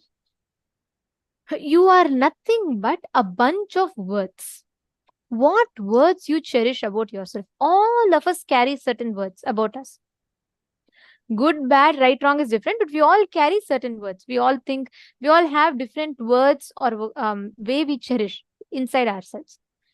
Based on the words you cherish, you cognize you, and based on the words you cherish towards others cognize you the same way. There's a very beautiful story for this. Once King Akbar and his enlightened It minister. was the same story. Once King Akbar and his enlightened minister, they're walking, okay? And there's a sandalwood seller. So what happens? Suddenly, Akbar looks at this sandalwood seller and he tells Birbal, Birbal, you know what? The moment I look at him, I just feel like I have to hang him to death. I feel so furious towards him. I feel so much of hatred towards him. I don't know why. I don't know what is even happening. So Birbal patiently listens to it. They walk by, and about a week or two later, again Akbar comes. Akbar and Birbal is walking, and then again Akbar happens to see the same sandalwood seller. He looks at that man. He says, "Birbal, it's so strange, isn't it? This time I feel so happy. Like I feel like I just want to go give him a hug. I feel so much of love towards him. I don't know why." Then Birbal laughs and he tells that last time when Akbar had told this, Birbal actually went to inquire about that person. He went to find out. Then he found out that the sandalwood seller had his sales were very, very bad and low. So the moment he saw Akbar, the sandalwood seller thought that if the emperor dies, then surely they'll buy a lot of sandalwood. At least that way my sale will increase. So let the emperor die soon. That thought had triggered the response of hatred from Akbar. After that, Birbal said, he went to him and for making some furnitures in the palace, he bought a lot of sandalwood from that sandalwood seller, which made him very wealthy and which made him very, his business very prosperous. So the next time when Akbar was walking, this sandalwood seller felt so grateful to Akbar. He felt so thankful to Akbar for buying things, and that is why Akbar felt so much of love back. Understand, your thoughts have the power. Your thoughts have the power. Your words becomes thoughts, thoughts becomes thought currents becomes actions, actions becomes life. Your words manifest as the reality around you. If you constantly keep saying, oh, life is inauspicious, things don't happen the way I want, then what will life tell? Life will say, Tathastu, so be it. If you keep saying, oh, I don't want this, life is so bad, hell with life will say, Tathastu. Constantly, life happens as per your declaration. This is a very important understanding to have. I request each of you to pen down 5 negative statements that you commonly use in your life. For example, you feel, I feel so suffocated. I can't handle so much in life. I feel, people are all they all dump things on me. Or I feel like this, I feel like that. Write down 5 negative statements that you commonly use, which started making you experience more and more negativity in that inner space, in your inner space. And pen down 5 positive statements that you use in your life, and experience of those statements have actually deepened since the first time you used the statement. For example, you would say, I feel very peaceful after doing puja. Whenever I do some seva for Kailasa, I feel so fulfilled. Write down negative and positive statements. Take a few minutes and pen down.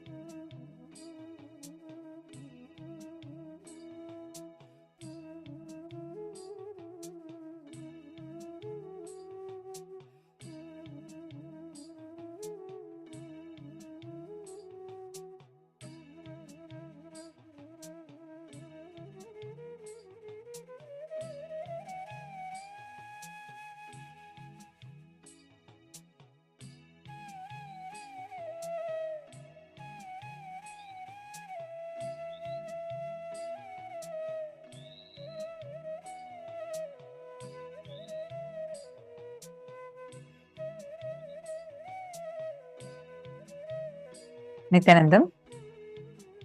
Yes.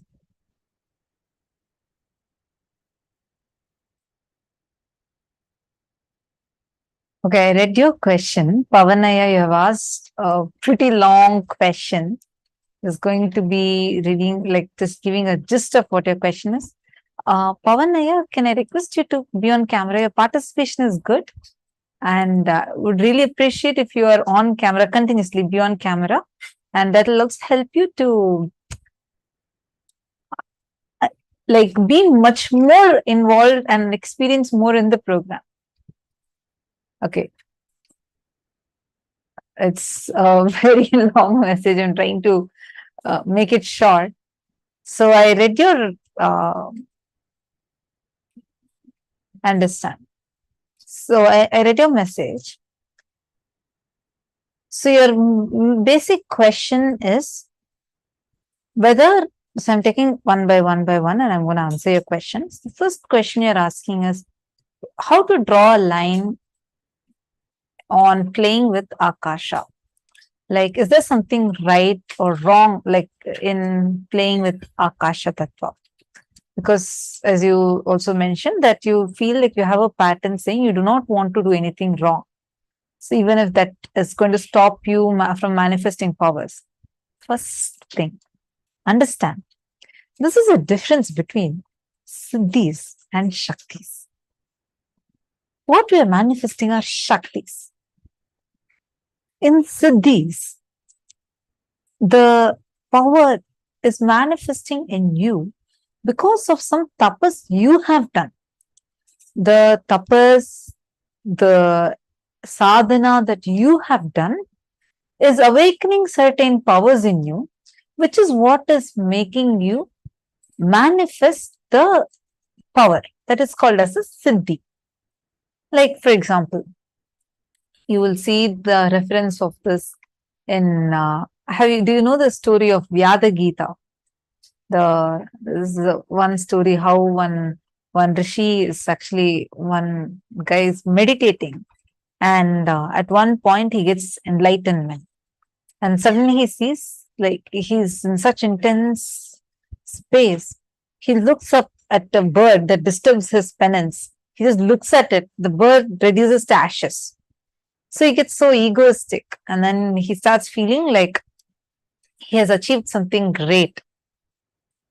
And he starts going, so he is now hungry.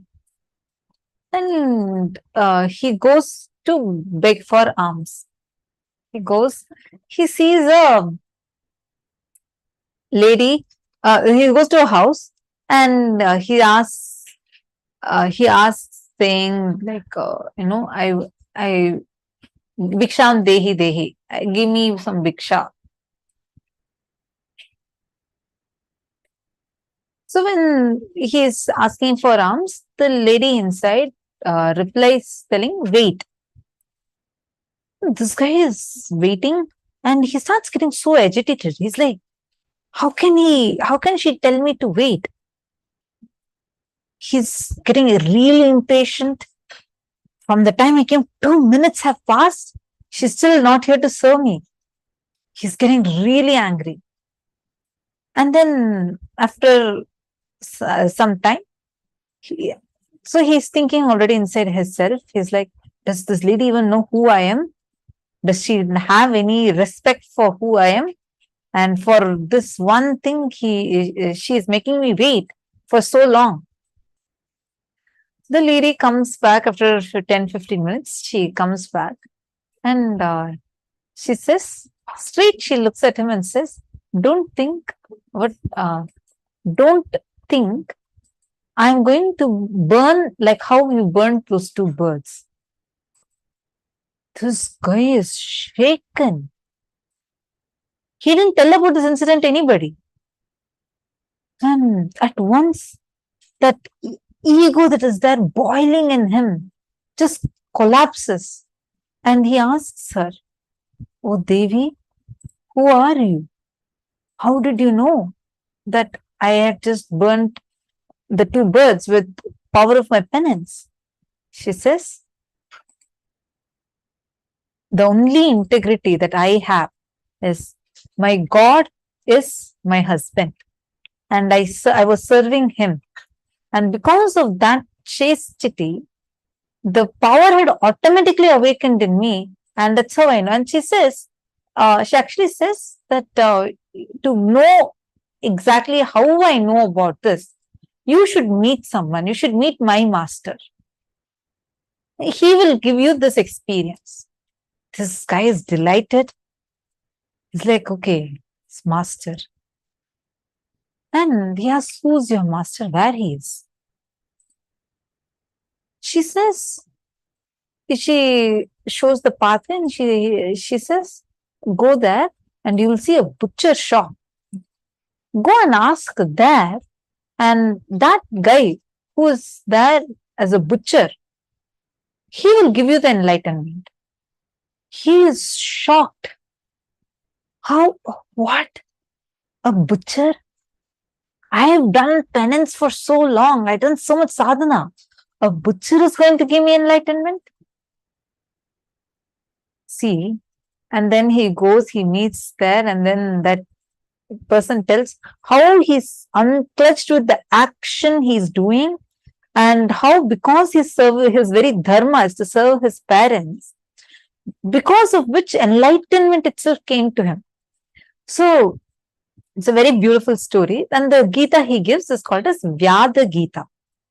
In this, if you see the power that this person, when he is meditating, the Rishi, as he is meditating, the power to burn the birds that manifested was a Siddhi. Siddhi does not come with intelligence because it is in the path of your enlightenment. You are doing your sadhana, whereas Shakti is different. Shakti comes with the fundamental cognition of oneness. I am Paramashiva. When that I am Paramashiva manifests, it's not out of your ego, arrogance, none of those. Power manifestation does not happen with that. It is when the power manifestation happens inside of you in a very powerful way. Because of the initiation from the Guru, he transmits his very enlightenment to you. And from that space of enlightenment, you are manifesting, that is called as Shakti. Here, you are not manifesting any power as a Siddhi. You are understanding, Ayya? So you don't need to worry about doing something wrong. Moment you start manifesting a power, even if you think that something is wrong is going to happen, you will automatically have the intelligence not to do it. So you just focus on doing the power manifestation, automatically you will have the right intelligence to do the right thing and manifest it the right way. Are you understanding? Second, now all that you're putting about your patterns, I just want to tell you one thing. Inside you, you have your consciousness. Use your conscious capacity to ferociously decide to not entertain, cherish any of these patterns. Patterns are dead snakes that are sitting inside of you. They do not have a life on their own. Your consciousness is what is giving life to them. The words you cherish in your inner space, you go on saying, I'm violent, I'm violent, I'm violent. That is exactly what you are going to be manifesting. But just try changing the word. When I say change the word, changing the word inside of you. Like even the word, when you're sitting all by yourself with you, in the secret corner of your heart, what words are getting cherished? Change that. Then your inner space will become Chidambara, where Nataraja dances.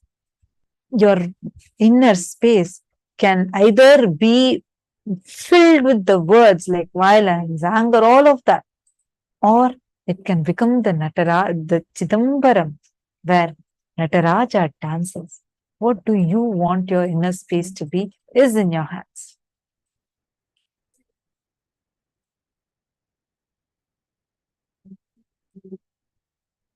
Anyone else has any other questions? Feel free to post it.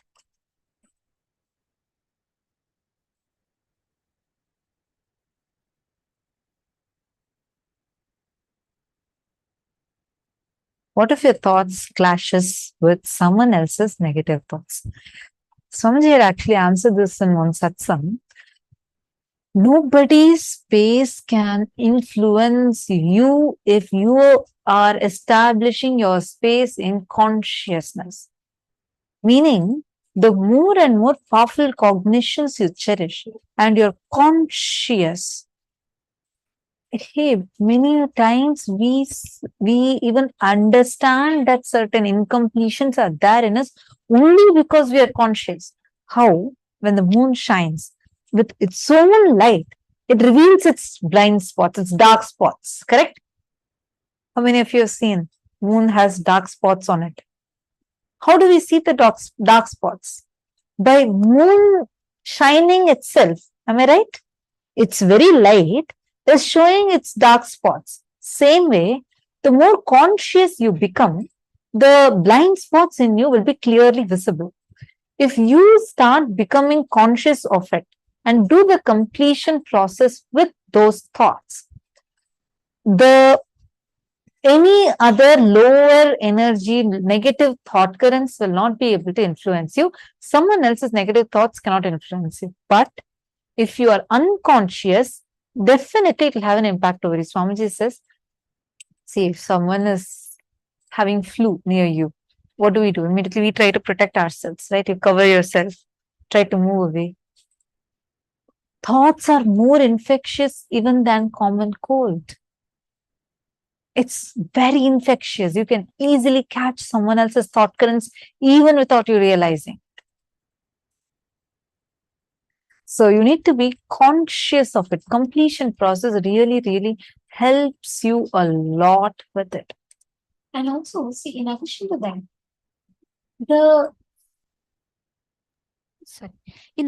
that, the words that we cherish inside ourselves not only affects us, even it affects the matter in front of you. We all really need to understand that. Many times we think life is happening independent of us.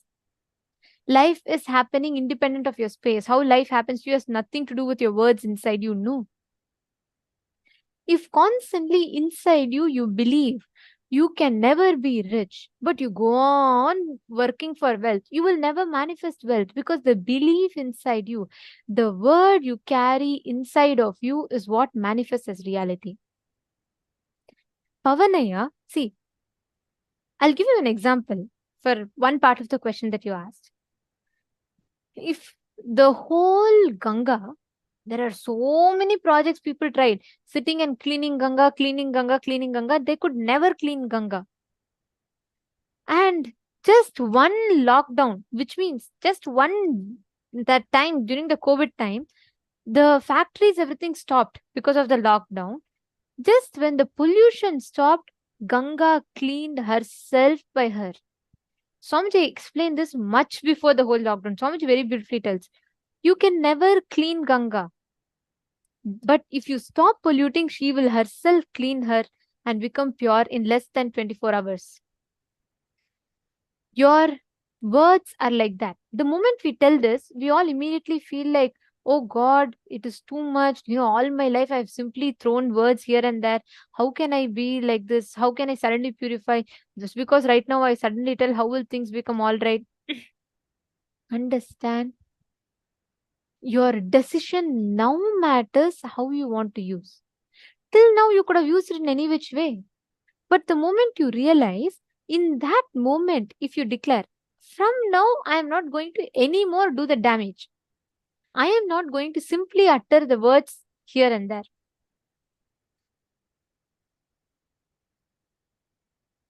That one decision is powerful enough for you to create the reality as you want in life. The whole thing is, see,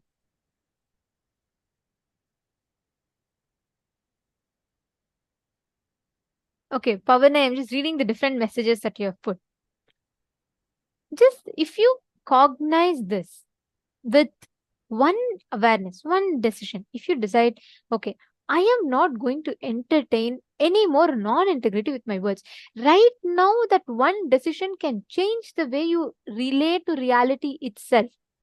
The way life occurs to you itself will completely change. Constantly, because you are giving that label to reality, you perceive life like that.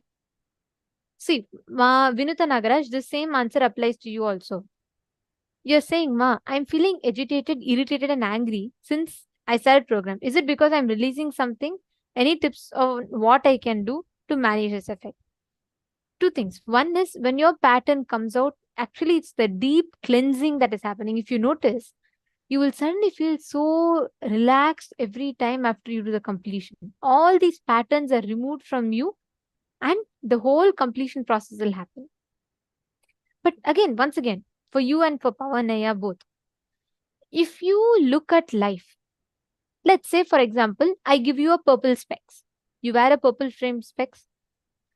You go and look at a white wall. Will you see the white wall as white? No, right? You will see the white wall with the shade of purple.